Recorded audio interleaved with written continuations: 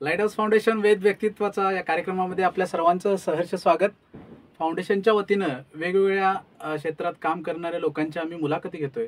तर आज ही मुलाखत नसणार आहे, तर आज आपण एक गप्पा मारतोय एका विशेष पाहुण्यांच्या सोबत. मी विशेष असं म्हणतोय कारण बऱ्याच प्रसंगातून किंवा बऱ्याच संघर्षातून सरांनी एका वेगळ्या क्षेत्रामध्ये आपलं अस्तित्व निर्माण केलेलं आहे आणि ते खरोखरच उल्लेखनीय कार्य आहे त्यांचं. तर त्याबद्दल सांगायचं झालं तर मला सांगायचं आहे की अनेक त्यांनी चित्रपटाच्या माध्यमातून किंवा चित्रपटाच्या क्षेत्रामध्ये आपलं स्वतःची ओळख तयार केलेली आहे. तर अनेक शॉर्ट फिल्म त्यांनी केल्या. त्या अनेक शॉर्ट फिल्मना त्यांना अवॉर्ड देखील मिळाले आहेत आणि त्या शॉर्ट फिल्मनंतर त्यांचा पहिला चित्रपट येतोय. त्या चित्रपटाच्या अनुषंगाने ही आपली चर्चा असणार आहे. तर वेळ न दवडता मी या पाहुण्यांचं स्वागत करतो. तर लाईट हाऊस फाउंडेशन वेद व्यक्तित्वाचा या कार्यक्रमामध्ये मी अनुप सरांचं सहर्ष स्वागत करतो. नमस्कार. नमस्ते. नमस्ते सर. तर तुम्ही वेळ दिलात याबद्दल मी तुमचं मनापासून आभार देखील मानतो. कारण आता तुमचा बिझी शेड्यूल आहे. नुकताच तुमचा पिक्चर रिलीज होतोय गाब नावाचं. तर याबद्दल मी पहिल्यांदा तुम्हाला हार्दिक शुभेच्छा देतो. थँक्यू. बराच काळ गेल्यानंतर बरेच संघर्ष किंवा बराच तुम्हाला 6 वर्ष लागली. 6 वर्ष रिलीज व्हायला लागली. तर एवढा काळ तुम्ही पेशन्स ठेवले आणि त्यानंतर तुम्हाला हा तुमचा चित्रपट प्रदर्शित होतोय. तर खूप खूप शुभेच्छा तुम्हाला. तर सर मला सांगा की नेमकं ह्या चित्रपटाची सुरुवात कशी झाली किंवा हा चित्रपट निर्माण करण्यापाठीमागचा उद्देश काय होता, काय सांगाल याविषयी? खरं तर मी शॉर्ट फिल्म करायचो 2015च्या अगोदर. 2015 नंतर मी शॉर्ट फिल्म करणं बंद केलं आणि फिल्म मी लिहायला लागलो किंवा एका प्रोडक्शन हाऊससाठी मी काम करत होतो. त्यांच्यासाठी मी 3-4 फिल्म्स लिहिल्या, मराठी फिल्म्स. आणि नंतर लक्षात आलं की आपण स्वतःचं का करू नये, आपण दुसऱ्यांसाठी फिल्म लिहितोय. बरोबर. मग मी स्वतःची फिल्म लिहायला घेतली. एक वेगळा विषय होता, आयुर्वेदावर आधारित एक फिल्म होती. त्या फिल्मवर वर्षभर काम केलं, रेकी केली, लोकेशन शोधले. पण त्याचं बजेट नंतर काही कोटींच्या मध्ये गेलं. आणि ते जेव्हा दिग्दर्शक नवीन असतो तेव्हा ते मिळत नाही. बरोबर. कोटींमध्ये कोणी लावत नाही. साधारण मिनिमम बजेटच फक्त शूटिंगचा खर्च 25 कोटीच्या आसपास होता. आणि पोस्ट प्रोडक्शनमध्ये ती खूप लांबची गोष्ट, म्हणजे साधारण गणित खूप जास्त जात होतं. मग आम्ही 2017ला फिल्मचं काम सुरू केलं मी माझ्या स्वतःसाठी. बरोबर. आणि नंतर माझा SK मित्र होता किंवा बाकीचे टीम मेंबर्स होते. तर आमचं असं ठरलं की इतका मोठ्या बजेटवरती कोणी पैसे लावणार नाहीत, मग एखादी छोटी गोष्ट निवडूयात आणि त्या गोष्टीवरती आपण फिल्म करूयात. मग कुठली निवडायची, काय निवडायचं, प्रेमकथा घ्यायची, सामाजिक घ्यायचं का काय घ्यायचं, बरोबर, याचा सगळा हे सुरू होतं, चर्चा सुरू होती. आणि त्या दरम्यान SK मला म्हणाला एक दिवशी की अरे तू इतक्या शॉर्ट फिल्मसाठी स्क्रिप्ट लिहिल्यास, त्या बघ जरा, त्याची शोध कुठली चांगली वाटते जरा बघ तू.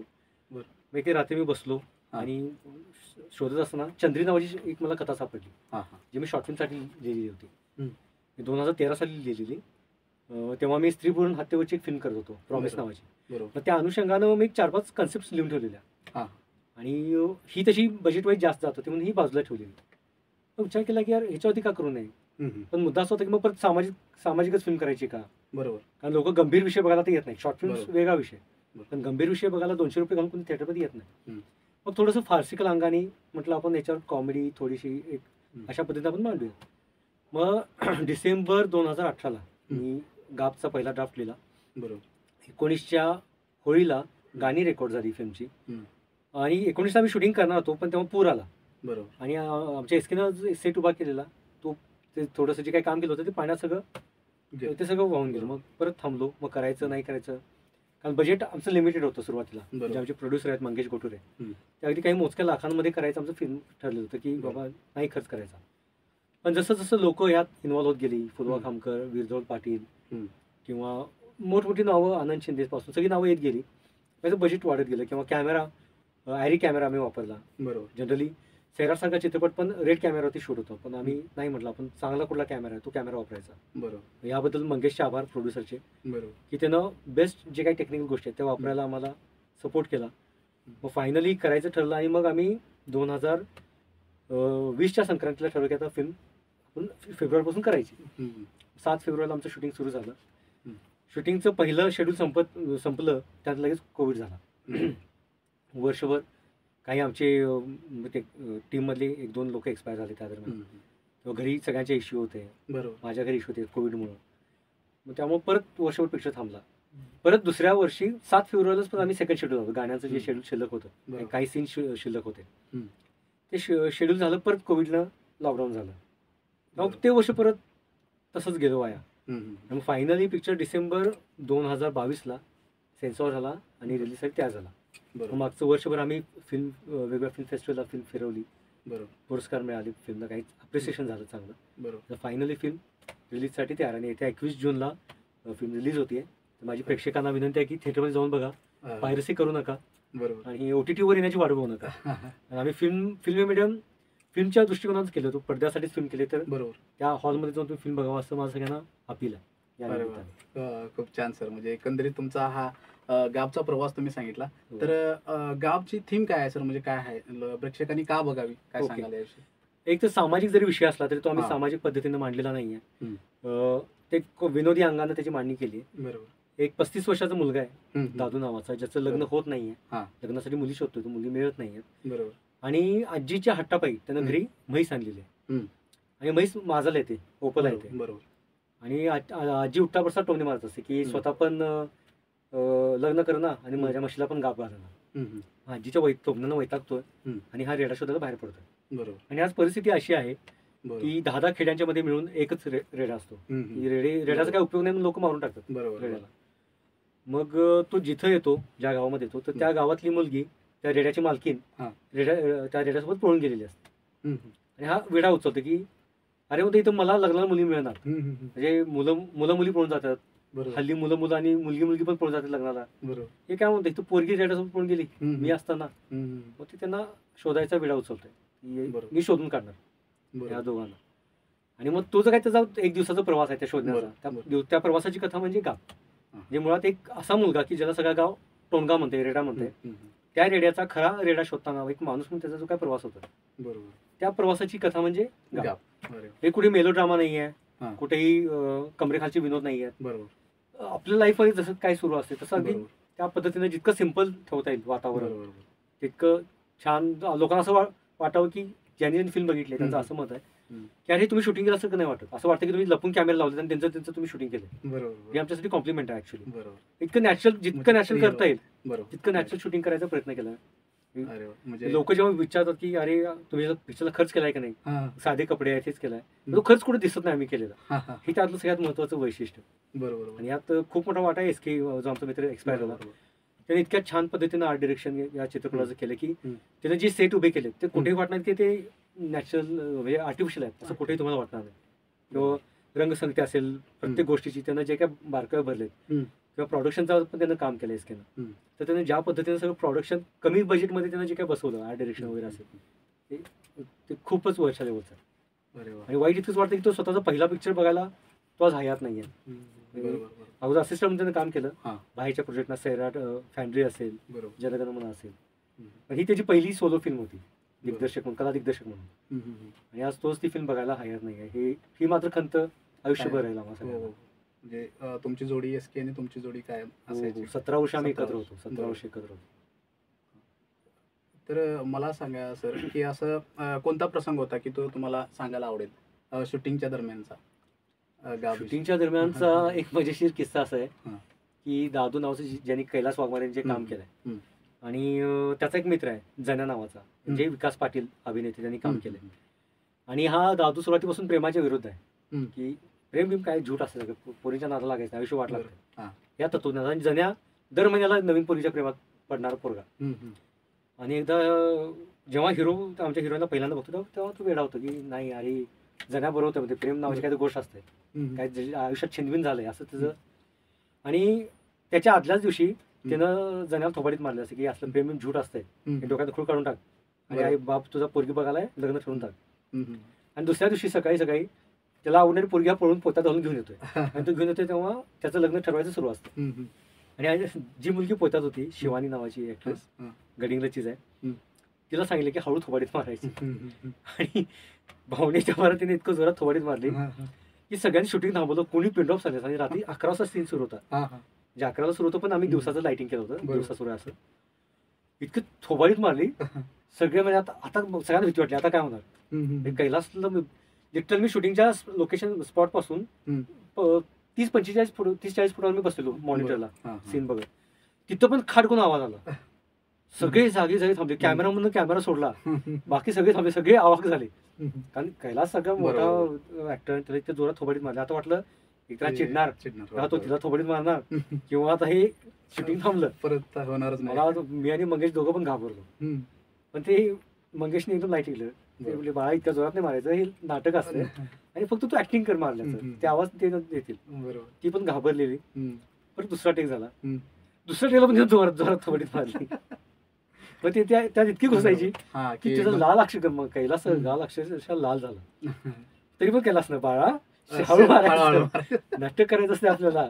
ती पण घाबती लागली रडायला, सॉरी सर सॉरी सर. तिसऱ्या टेकला पण तिथं जोरात थोबाडीत मारली. नशिबाने तिसरा टेक ओके झाला. बरोबर. पण अक्षरशः कैलास गाल लाल झाला होता आणि म्हणजे भीती पण वाटलेली, पण आम्हाला हसायला पण येत होतं. बरोबर. मजेशीर किस्सा झाला. म्हणजे भीती वाटलेली, म्हणजे शूटिंग थांबतंय की काय आता काय, पण मजा होती तो प्रसंग. तर सर आता जे काही तुम्ही ऍक्टरांची नावं सांगितलं, म्हणजे ऍक्टरांची निवड कशी काय केली? म्हणजे तोच ऍक्टर असावा, तीच हिरोईन किंवा हिरो असावा? गाब जेव्हा मी कन्सेप्ट सगळ्या माझ्या कोर टीमला सांगितली तेव्हा कोणाला घ्यायचा असा प्रश्न होता. तेव्हा मी पटकथा लिहिली नव्हती, फक्त एक कन्सेप्ट होती की बाबा असं असं आहे, जे तुम्हाला माहिती सांगितलं ती कन्सेप्ट होती. बरोबर. आणि कोणाला घ्यायचं असं सुरू. मग आमचा मित्र आहे जे फिल्मचे पार्श्वसंगीतकार आहेत आणि ज्यांनी संकलन केलंय, रवींद्र चांदेकर, त्यांनी सुचवलं की कैलास वाघमारे यांचं आहे म्हटलं, आणि तू बघ एकदा त्यांना. त्याचं मी नाटक बघितलेलं शिवाजी अंडरग्राऊंड इन भीमला. अरे म्हटलं हा जाऊ शकतो माणूस आणि नॅचरल ऍक्टर आहे. मग ते सुचल्यानंतर मग मी पुढची पटकथा कैलासना डोळ्यासमोर ठेवून पूर्ण लिहिली. मग ती आम्ही जाऊन मुंबईत कैलासना ऐकवली. पहिल्यांदा ते नाही होय, कारण गाव नाव मग पिक्चर असलेला आहे काय, त्यांना कसं होईल हे काय, ते नाही होय सुरू होतं. मग आम्ही मुंबईत गेलो, त्यांना पटकथा ऐकवली आणि होकार दिला. दुसऱ्या क्षणाला म्हटलं की नाही मी ही फिल्म करतोय. सायलीच्या बाबतीत काय झालं की ऍक्च्युली सायली मुख्य आमच्या डोक्यात नव्हती अभिनेत्री. आम्ही दुसरी ऍक्ट्रेस फिल्ममध्ये होती आणि असं झालेलं की काहीतरी मिसकम्युनिकेशन झालं, तिचा फोनच लागेना. ती दुसरीकडे शूटिंगला होती, तिचा फोनच लागेना आणि शूटिंगला तर 2 दिवस राहिलेले. आम्हाला आलं टेन्शन. अरे म्हटलं आता जर हिचा फोनच नाही आला तर ही येणार कधी, करणार कधी शूटिंग, आणि काय आईला जर नाही आली तर करायचं काय? बरोबर.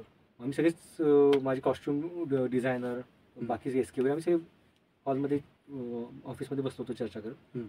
मग तेव्हा चैताली गानू जी कॉस्ट्युम डिझायनर आहे, तर ती म्हटली की अरे मी एक हिंदी फिल्म केली, त्यातली एक मुलगी होती म्हटलं ऍक्ट्रेस, तर ती छान अभिनय करते, तू एकदा बोल.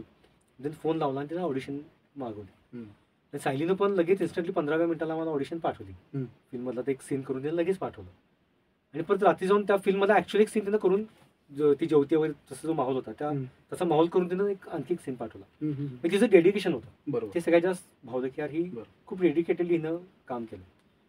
मग म्हटलं चला हिला फायनल करूया. पण एक मुद्दा असा होता की कैलास दिसायला थोडीशी सर्वसामान्य सावळे आणि खूपच गोरी होती. मग सगळ्यांचं होतं की खेड्यातली मुलगी इतकी गोरी आणि ते होऊ शकेल का, वाटू शकेल का? म्हटलं तो प्रश्न नंतर म्हटलं, पण ही अभिनय छान करते, हिचं बोलणं बिणं गावरान आहे. गावरान वाटतं मुंबईची असली तरी त्यानं तो लहेजा तिनं पकडलाय सीमा भागातला, आपण घेऊया.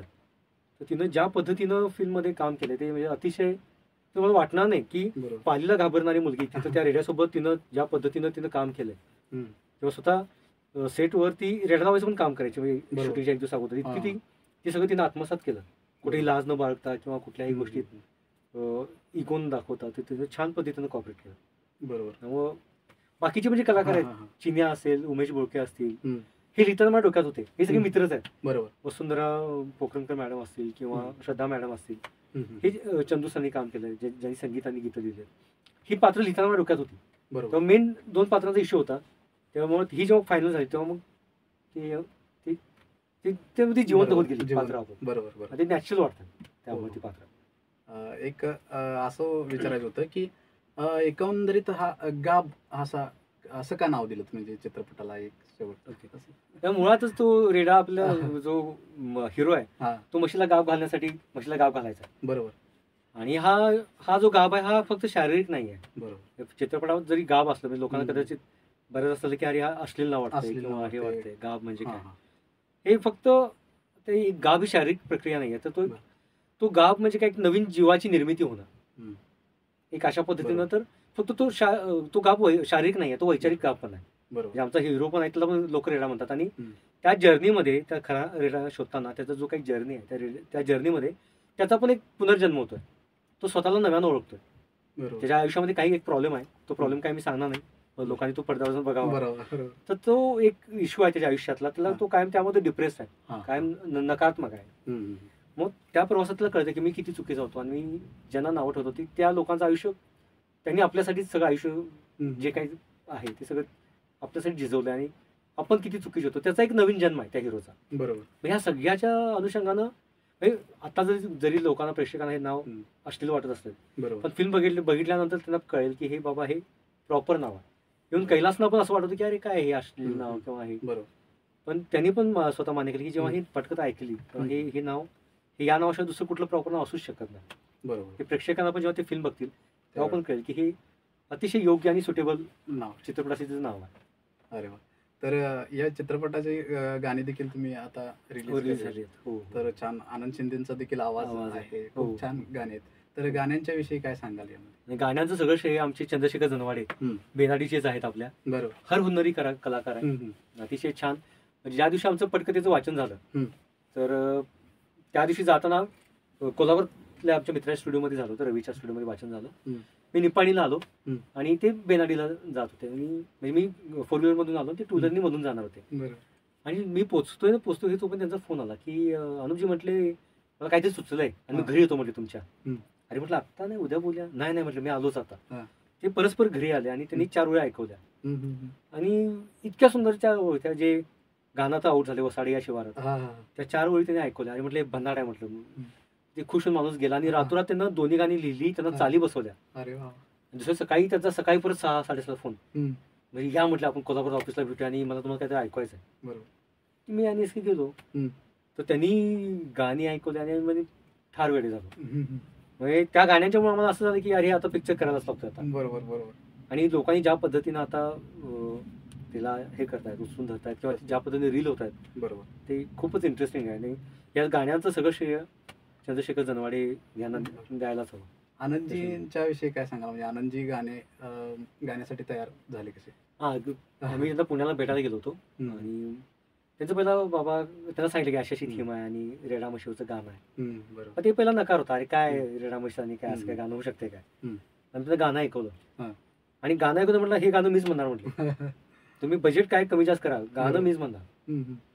आणि त्यांचे स्वतःहून फोन यायचे नंतर, अरे कधी करताय गाणं, कधी करताय. कारण मध्ये आमचं गाणं करायचं नाही करायचं किंवा बरोबर ते जर इश्यू सुरू होते. मग जेव्हा मी त्यांना फोन केला की सर असं असं बजेट नाही आहे, बरोबर तुम्ही द्याल ते बजेट, म्हटले मी गाणं म्हणणार आहे. आले, त्यांनी प्रॅक्टिस केली, आणि अगदी अर्ध्या पाऊण तासामध्ये त्यांनी गाणं ते डन केलं. आणि म्युझिक पण छान देते ते. हो हो हो, ते म्युझिकचं ते काय ते चंदू सरांचं सगळं श्रेय आहे. पण ज्या पद्धतीनं त्यांनी ते त्यात जे बारकावे भरले किंवा जे काय उचलून केले गाणं, ते अतिशय सुंदर, अतिशय खूप छान सर. खूप खूप शुभेच्छा सर तुम्हाला. थँक्यू. तुम्ही आम्हाला वेळ दिलात याबद्दल देखील खूप खूप शुभेच्छा. अरे मी आभार आहे, तुम्ही सगळे वेळात वेळ काढून इथं आलात, आणि त्या निमित्तानं आपलं दुसऱ्यांदा आपण मुलाखत घेते. हो थँक्यू. खूप मला बरं वाटलं, खूप आनंद देखील होते. तर मित्रांनो, एक सामाजिक चित्रपट एक वेगळ्या अँगलनं सरांनी दाखवलेला आहे. तर असा चित्रपट निपाणी परिसरातील डिरेक्टर आपल्यासाठी आणतोय, तर ही आपल्या सर्वांच्यासाठी खूप आनंदाची गोष्ट आहे. प्रत्येकाला मी अशी विनंती करतो की तुम्ही जाऊन हा चित्रपट थिएटरमध्ये जाऊन पाहावा. तर धन्यवाद. थँक्यू.